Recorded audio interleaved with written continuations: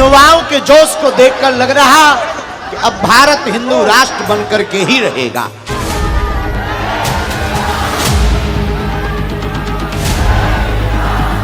मंदिरों में भीड़, सड़कों पर तूफान चाहिए।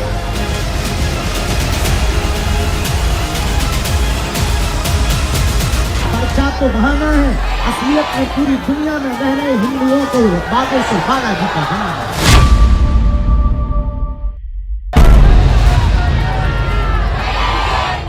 लंदन में भक्ति की शक्ति जगाने के बाद बाबा वतन लौट आए। इंग्लैंड की धरती पर किसी भी कोने में सनातन के ऊपर अगर कोई उंगली उठाए तो मैं शपथ है अपने पूर्वजों की, जाग करके एकता के साथ हाथ में झंडा लेकर खड़े हो जाए। अंग्रेजों की जमीन पर दिव्य दरबार लगाने के बाद बाबा हिंदुस्तान लौटे। अब बाबा बागेश्वर के अपने प्रदेश यानी मध्य प्रदेश में अगली रामकथा की तैयारी। जगह होगी छिंदवाड़ा और यजमान होंगे मध्य प्रदेश कांग्रेस के अध्यक्ष कमलनाथ। छिंदवाड़ा यानी कमलनाथ के गढ़ में 4 से 7 अगस्त तक बाबा बागेश्वर की कथा हो।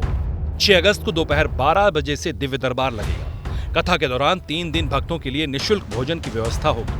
कथा सुनने आए भक्तों को कथा स्थल तक पहुंचाने के लिए गाड़ियां भी चलाई जाएंगी।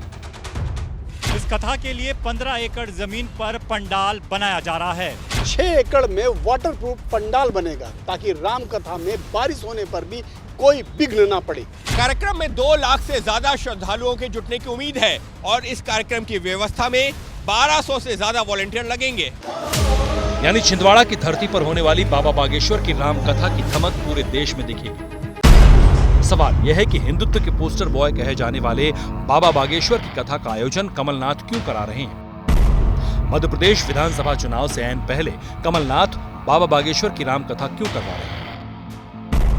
क्या कांग्रेस चुनावी राज्य मध्य प्रदेश में सॉफ्ट हिंदुत्व वाला अपना दांव चल रही है? इन सवालों को खुद कमलनाथ ने हवा दी है। बागेश्वर धाम जी आ रहे थे छिंदवाड़ा। वो तो बहुत जगह जा रहे हैं, अभी राघवगढ़ भी गए थे। सब जगह जो जाते हैं, अगर मेरा क्षेत्र है मैं उसका स्वागत करता हूँ। बीजेपी के पेट में क्यों दर्द होता है, मैं ये नहीं समझा। हम अगर एक धर्म, हम मंदिर जाते हैं, हम धार्मिक कार्यक्रम करते हैं। मैंने हनुमान मंदिर छिंदवाड़ा में बनाया, इनके पेट में दर्द होने लग जाता है। ये पहली बार नहीं है जब कमलनाथ भगवा रंग में रंगे नजर आ रहे हैं। इसी साल फरवरी महीने में कमलनाथ खुद बागेश्वर धाम पहुंचकर धीरेन्द्र शास्त्री की शरण में गए थे। इससे पहले कमलनाथ ने छिंदवाड़ा के सिमरिया में 101 फीट ऊंची भगवान हनुमान की प्रतिमा का निर्माण करवाया। राम मंदिर निर्माण के लिए चांदी की 11 ईंटें भेजी। एमपी कांग्रेस में पहली बार मंदिर पुजारी प्रकोष्ठ बनाया। एमपी कांग्रेस में धर्म और उत्सव प्रकोष्ठ भी बनाया गया है। बतौर सीएम राम वन गमन पथ प्रोजेक्ट को हरी झंडी दी। प्रदेश के हर गांव में गौशाला खोलने का ऐलान किया।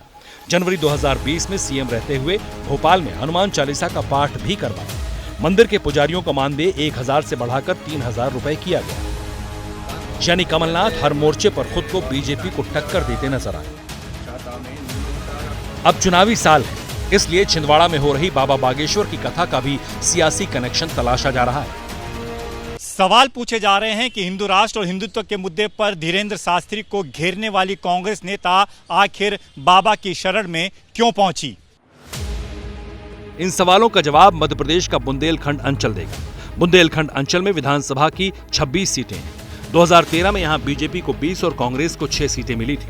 2018 में बीजेपी की सीटें घटकर 14 हो गईं और कांग्रेस की सीटें बढ़कर 10। बुंदेलखंड अंचल में ही बागेश्वर धाम है और यही वो अंचल है जहां बाबा बागेश्वर का सबसे ज्यादा असर है। इसलिए छिंदवाड़ा में रहे धीरेन्द्र शास्त्री की कथा का कनेक्शन बुंदेलखंड की चुनावी राजनीति से जोड़ा जा रहा है।